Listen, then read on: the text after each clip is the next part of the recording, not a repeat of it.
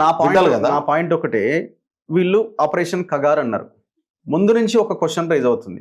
ఏమంటున్నారు చాలా మంది, మీలాంటి వాళ్ళు కానీ ఇంకా చాలా మంది, మేము కూడా అంటున్నాం, అడవిని మొత్తం నాశనం చేయడానికి ఒక కుట్ర, అదానీకో అంబానీకో ఈ మొత్తం అడవిని, ఈ సహజ వనరులని కట్టబెట్టడానికి కుట్ర జరుగుతున్నది. గవర్నమెంట్ నుంచి, ప్రధానమంత్రి నుంచో లేకపోతే అమిత్ షా నుంచో, గవర్నమెంట్ నుంచి ఒక్క స్టేట్మెంట్ లేదు, లేదు మేము ఈ అడవిని ఎవ్వరికి ఇవ్వట్లేదు, అడవి అడవిలాగానే ఉంటుంది, ఈ పర్యావరణాన్ని, ఈ దేశాన్ని మనం రక్షించుకోవాలి, ప్రజలకి ఆరోగ్యం కావాలంటే అడవి ఉండాలి, ఆదివాసులకు చెందిన ఈ అడవి అని ఒక్క స్టేట్మెంట్ ఇస్తే అసలు ఈ లొల్లే లేదు కదా. రెండు విషయాలు మీరు చాలా మించి ప్రశ్న. అసలు ఈ లైన్ ఎందుకు వస్తలేదు గవర్నమెంట్ వైపు? అసలు ఆ లైన్ పట్టించుకోవట్లేదు. అసలు లైన్ పట్టించుకోవడం కాదు, అసలు దాని మీద చర్చించడానికి ప్రభుత్వం సిద్ధంగా లేదు. అదే ఇప్పుడు ఒకటి, నక్సలైట్ పార్టీలు తుపాకులు అంటే ప్రభుత్వము పోలీసుల దగ్గరనే తుపాకులు ఉండాలి. ఏ ప్రైవేటు వ్యక్తి తుపాకీ కలిగి ఉన్నా ప్రభుత్వంతో పర్మిషన్ తీసుకొని, లైసెన్స్ తీసుకొని ఉండాలి. ఇది మన రాజ్యాంగ ప్రకారం. ఈవెన్ మావోయిస్టు పార్టీ కూడా తుపాకులు కలిగి ఉండడానికి వీల్లేదు. మావోయిస్టు పార్టీని తుపాకులు వదిలేసే పరిస్థితి తీసుకురావడం ఎట్లా అనేది ప్రశ్న. అది ఎందుకంటే గతంలో అస్సాంలో ట్రైబల్స్ తుపాకులు పట్టుకున్నారు. ఓకే. ఆ తర్వాత బోడోల్యాండ్ ఉద్యమం తుపాకులు పట్టుకొని ఉన్నది. ట్రైబల్స్ ఎక్కడ చేసినా ముందు ఆయుధంతోనే పొట్లాటకు దిగుతాడు. వాళ్ళందరితోని ఆ రోజు ఉన్నటువంటి ప్రభుత్వాలు చర్చించి వాళ్ళందరినీ కూడా తుపాకులు సరెండర్ చేసేటట్టు చేసింది. ఇవాళ కూడా ప్రభుత్వం దగ్గర వాళ్ళు చర్చలకు వస్తాం, మేము తుపాకులు వదిలేస్తామని చెప్తున్నప్పుడు చర్చించి తుపాకులు వదిలేసేటట్టు చేస్తే అయిపోతుంది కదా.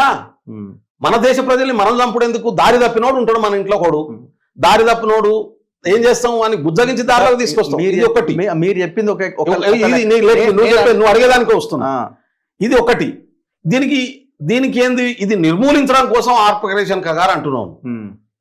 నిర్మూలించడం కోసం ఆపరేషన్ కగార్ అంటున్నావు. సమస్య పరిష్కరించాల్సిన అనుసరించే పద్ధతులన్నీ అనుసరించామని చెప్తున్నాను.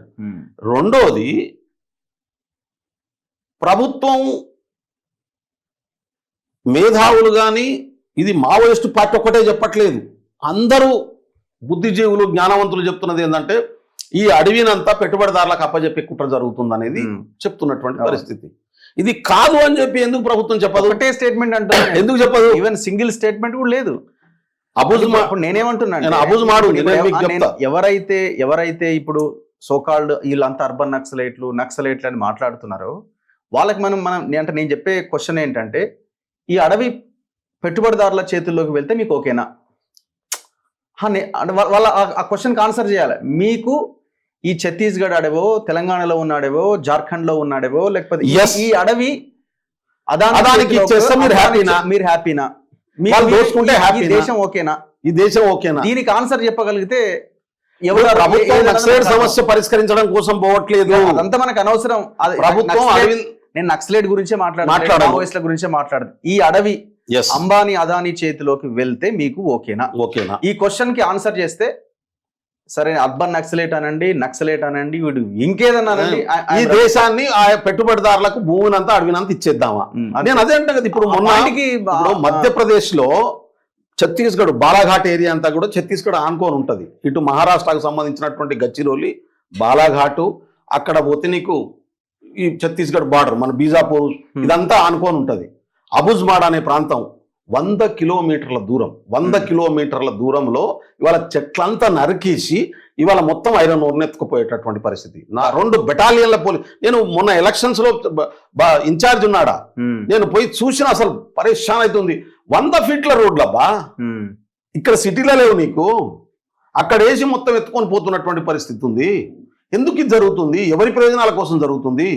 దేశ సంపదను ఎవరికి లూటీ చేసి ఇస్తున్నాం మనం? ఈ దేశంలో ఉన్న 140 కోట్ల ప్రజల ఆస్తి కదా అది.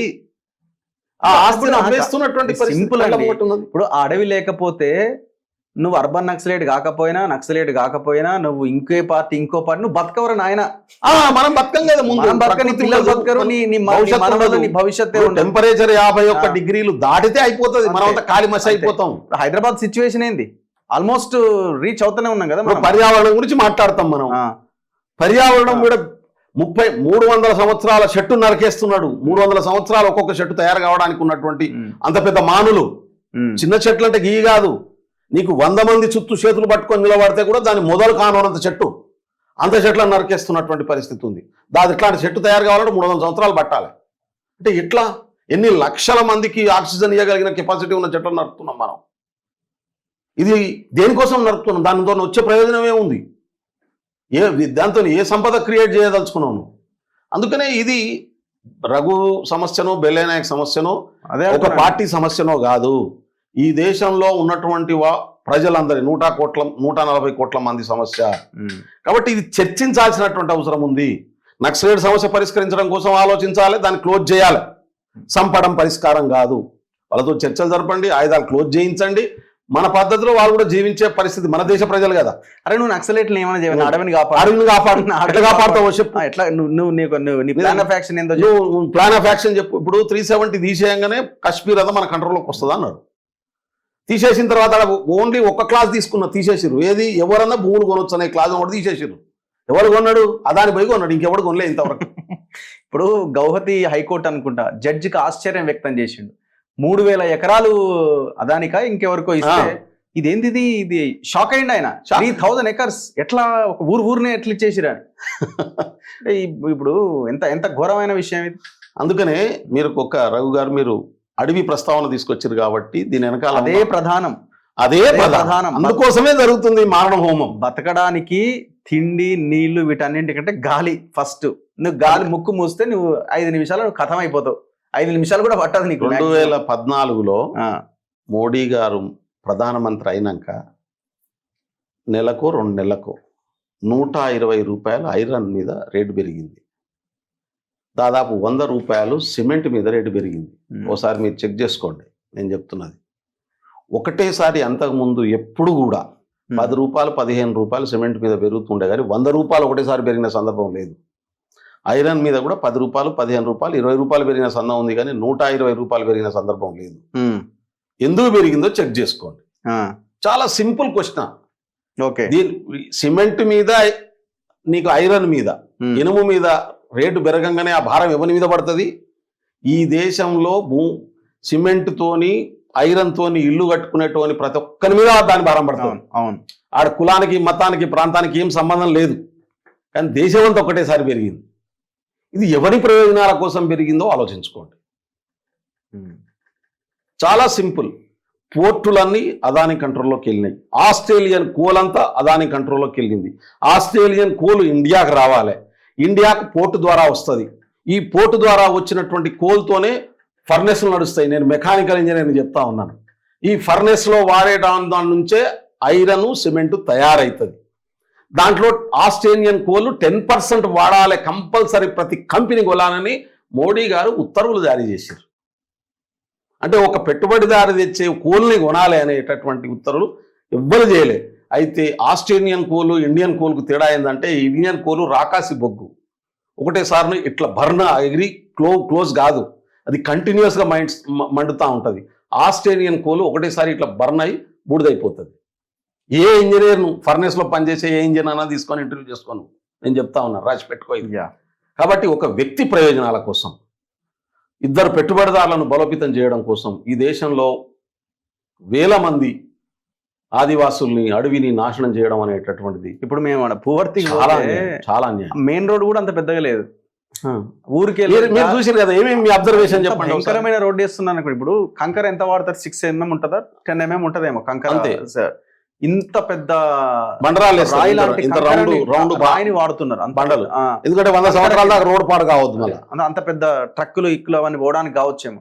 60 feet road, almost 50 to 60 feet road. అన్ని నీకు అంత స్ట్రాంగ్ రోడ్ దేనికన్నా అర్థం కాలే. ఇక నీకు అంటే ఇప్పుడు ఈ సిమెంట్ రోడ్ వేస్తే ఉత్తగానే పోతుంది. నాకు తెలుసా ఆ గ్రామం కూడా ఉండదు. ఉండయి అట్లా చాలా గ్రామాలు తీసేస్తారు, అన్ని లేపేస్తారు చాలా గ్రామం. ఇప్పుడు మధ్యప్రదేశ్లో ఆల్రెడీ బాలాఘాట్ చెప్తున్నా కదా, మీకు ఆల్రెడీ తీసుకుపోతారు. రేపు వెళ్దాం. మొన్న మా చైర్మన్ విక్రాంత్ భూరియా పోయి అడికెళ్ళే ఆ అడవి నరికేసిన చెట్ల మధ్యనకి వెళ్ళి నిలబడి ఆయన లైవ్ పెట్టిండు, మీకు తీసుకెళ్తా అడిగి. ఆయన 2-wheeler మీద పోయిండు అడిగి. ఆడికి రాణిస్తలేరు. మొత్తం 140 అడవిలో 144 సెక్షన్ ఏది నాకు అర్థం కాదు. సరే ఈడైతే నాకు స్లేట్ ఉన్నారు ఛత్తీస్గఢ్లో. మధ్యప్రదేశ్ బాలాఘాట్లో ఎక్కడ ఉన్నారు? జగదల్పూర్లో ఎందుకున్నారు? జబల్పూర్లో ఎందుకు పెడుతున్నారు? ఎందుకంటే అది ఆల్రెడీ అప్పచెప్పేసి 2 లక్షల చెట్లు పోతున్నాయి ఆడికి.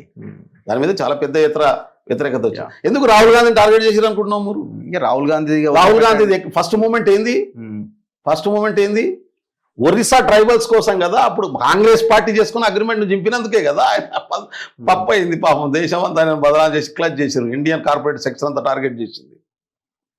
సరే ఓకే ఎనీవే అయితే ఒక్క మాట చెప్తా ఈ సందర్భంగా, నేను దాదాపు 300 సంవత్సరాల చరిత్రను చూస్తా ఉన్నాను భారతదేశంలో. నాట్ ఓన్లీ భారతదేశం, ప్రపంచంలో ఎవరి 25 నుంచి 30 సంవత్సరాలకు ఒకసారి ఆదివాసుల మీద అణచివేత పెరిగిన ప్రతిసారి ఆదివాసుల నుంచి పెద్ద ఎత్తున ఏదో ఒక ఫామ్లో తిరుగుబాటు వస్తుంది. వాళ్ళు చాలా స్ట్రాంగ్ ఉన్నారు, మేము పోయినాం కదా. సావుకు భయపడాడు. ఈ పుట్టినోడు చావడం గ్యారంటీ.